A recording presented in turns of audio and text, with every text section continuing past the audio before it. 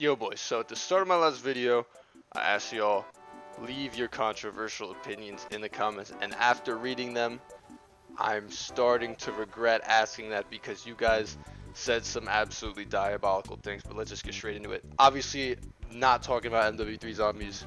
I don't even know if I'm going to buy it yet. I probably will, because I have no backbone, and I will give Activision money every day of the week. But anyways, one of the common themes I saw in this comment section is the BO4 Zombies love. Starting with @DeliciousPasta saying BO4 Zombies is underrated. And a lot of people had issue with that. As you can see, no it's not, no it's lame, not really. The only, okay, this guy's crazy. Why people say Zombies is overrated is beyond me. The general sentiment that BO4 is underrated, I can definitely confirm as a true statement, as BO4 Zombies was really destroyed at its launch. But, you know, as a former BO4 hater myself, just recently I went back and played it again, and it's definitely not as bad as it used to be. You know, while BO4 has some of the worst aspects of Zombies in the whole series, like, you know, the perk system, while that is true, BO4 has a lot of great design in its maps and mechanics. So yeah, I could definitely say it's underrated. But then some people took it a little further, like this guy, Asiel Gamer, says Blood was a good map, even the Easter egg gets easy after you do it twice, and people are coming out to agree with him. And this other guy, Cray, says controversial, Blood isn't a bad map.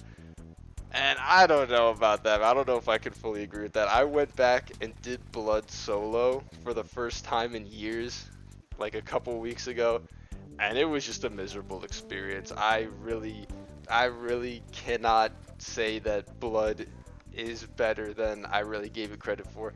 I do like some aspects of Blood, like, you know, the Magmaget is, you know, another proponent of BO4's great linear side quest design.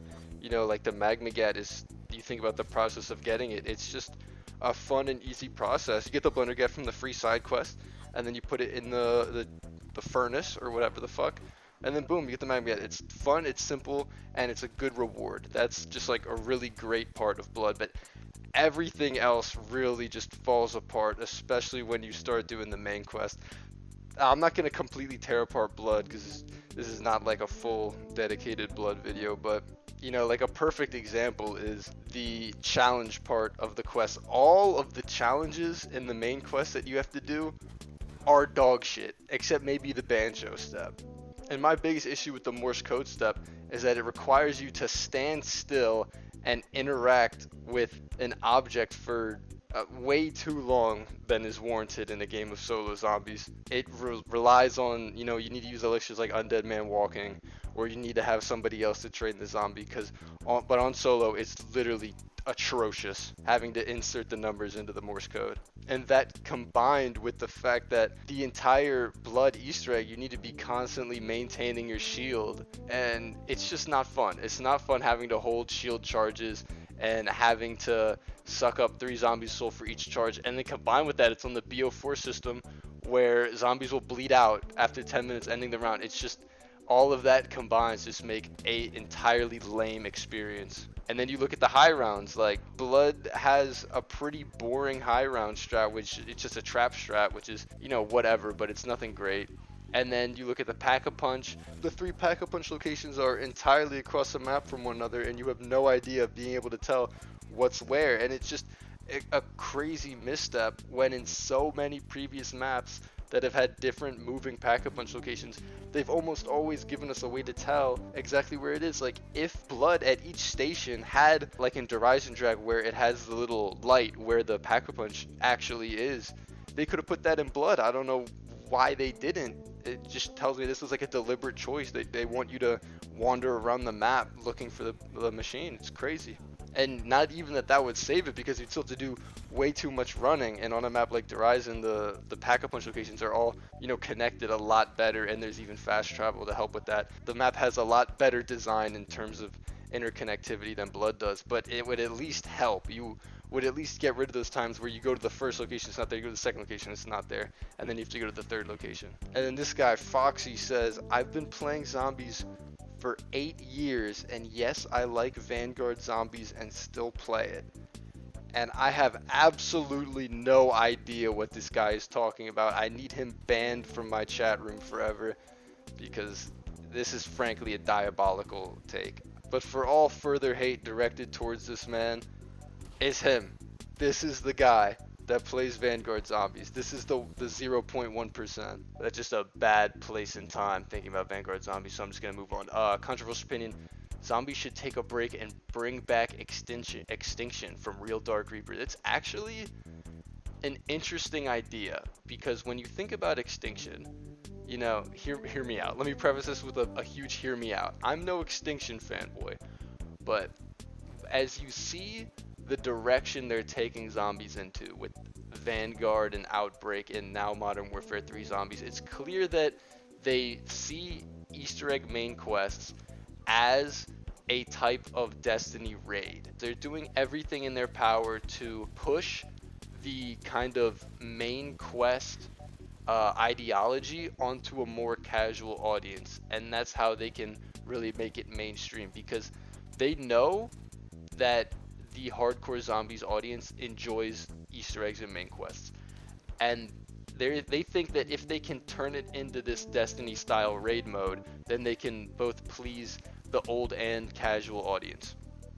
And it would not surprise me at all if in a future game, like maybe the next Infinity Ward game or a Sledgehammer game, because I don't think Infinity Ward really likes working with zombies anymore, but that's another story. I really would not be surprised if we got another Extinction type mode, like a more entirely linear mode that was basically just a main quest map, and they really start to leave behind survival aspects, because that's already what they've begun to start doing. Like Modern Warfare 3, there's a real de-emphasis on just survival. Obviously they try to make it hard to survive when you do these kinds of quests, but if you play Modern Warfare 3 Zombies, you know that a lot of area is just empty. There's, especially if you're in a car driving around, it's kind of like hide and seek for zombies. You can spend really long stretches of time without seeing a single zombie. So it's really less about moment to moment survival and more if you can survive during objectives. You know, you can see how that's more akin to like a raid in like a game like Destiny. Bringing back Extinction, in plain words, no, that I cannot agree with that, but I can see where he's going with it, and it actually isn't that bad. This is much better than a lot of the other things people have been saying. Moving on. That one guy, not gonna lie, Zombies was never good. Outbreak took it out of the shadows. Vanguard's underrated. Where are these people, and why are they all in my comment section? Where are they coming from? I need to know, and I need them all GeoIP banned from my channel. I need them never to comment again. Moving on. Devin Leal, hot take, Zombies died after Moon. It was never the same after. Saying something like Zombies died after BO1, it's kind of hard to take that seriously, because if you think about it, BO1 was the second game that featured zombies, and really the first full-fledged game with zombies. So to say that the mode died so like close to its infancy, it's just it doesn't really make sense. And as you can see, a lot of people are making fun of him for that. Like Bro Memento says Zombies died after COD 4, it was never the same after. Like, yeah, it just doesn't make any sense to say that Zombies died after Moon. Moving on, Ethan Cobb. I like 5 more than Kino. Even on BO1 release, I was only playing 5. And I gave this guy a big thumbs up and a seal of real approval, because the 5 hate is absolutely diabolical. When you look at Kino, it is... Everyone knows Kino was supposed to be the last DLC for World at War, but Kino is even more bare bones than a map like Darius, because on Darius at least you have the 3 teleporters. Kino literally only has the 1 teleporter. It's literally just 4 perks, some traps, and the pack-a-punch. And I'm a Kino enjoyer. You know, running around the stage with a thunder gun is fun, but it really just leaves so much to be desired for the future, especially in a game like BO1. Everything else in that, every other map in BO1 has so much more depth to it than Kino does, and especially 5. 5 gets a lot of hate, but 5 has a lot more in-depth systems than Kino does, and things like the Pentagon Thief really elevate the map to have a skill floor and ceiling that we don't really see in a lot of maps. And you can see, like in Shang, they're really trying to focus on a necessary skill level to play zombies, and that's just something we don't really see anymore. So I can definitely appreciate those previous maps that had it, especially 5. And then Hunter says Kino is the worst map in BO1, and you know, when I say they hate him because he tells the truth, I agree Kino is probably the worst map in BO1, but that does not mean I don't enjoy Kino. Kino is a great map, but every other map in BO1 just clears it in terms of its systems and its depth and the mechanics and even the main quest going forward. Kino just played it way too safe in my opinion, and a map like Moon, a lot of people like Kino more than Moon, but you have to applaud Moon for doing something different and trying to be more than just a basic map like Kino is, because like Kino got the basics down, but you need to iterate on the basics and make something better to move forward. And then another comment about 5, which is great, I love talking about 5. He said, Luke says 5 BO1 is easy.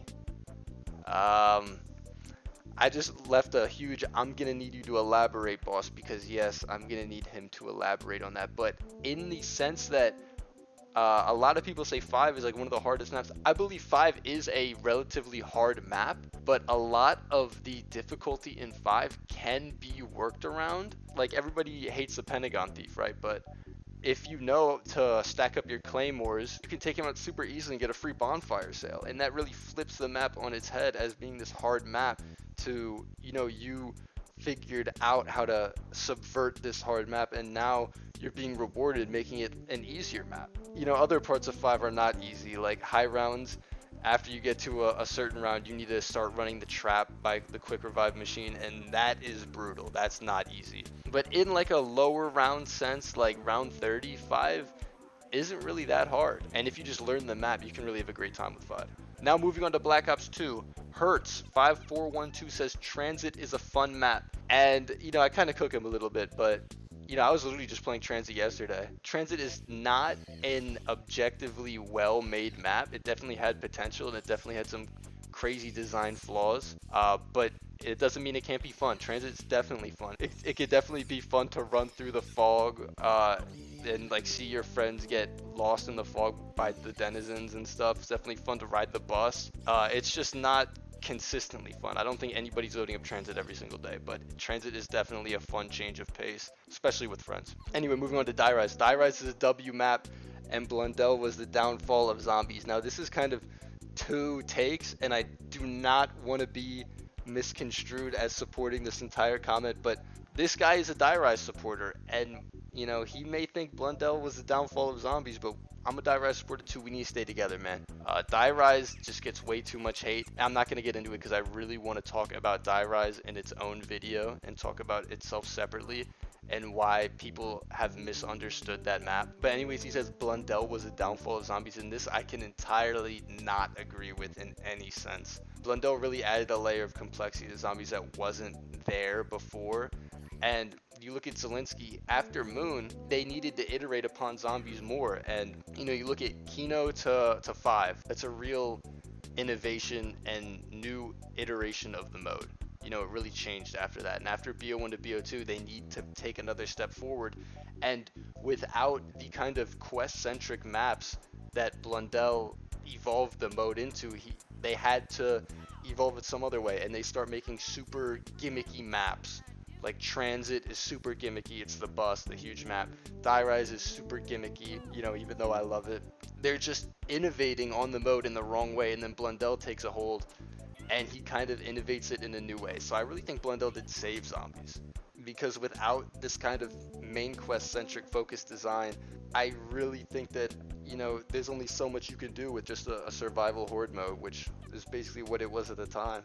Mr. Soap says BO2 Origins is over BO3 Origins, and this is a tough question to answer because, you know, BO3 brought in obviously the new graphics, which, you know, make the map look great, but BO3 has, you know, new mechanics and new systems, like, you know, the Gobblegummer on BO3, and you've got the whole movement engine of BO3, which just feels amazing. But BO2, when you play it, you can really tell that the map was designed for Black Ops 2 because of things like the mud.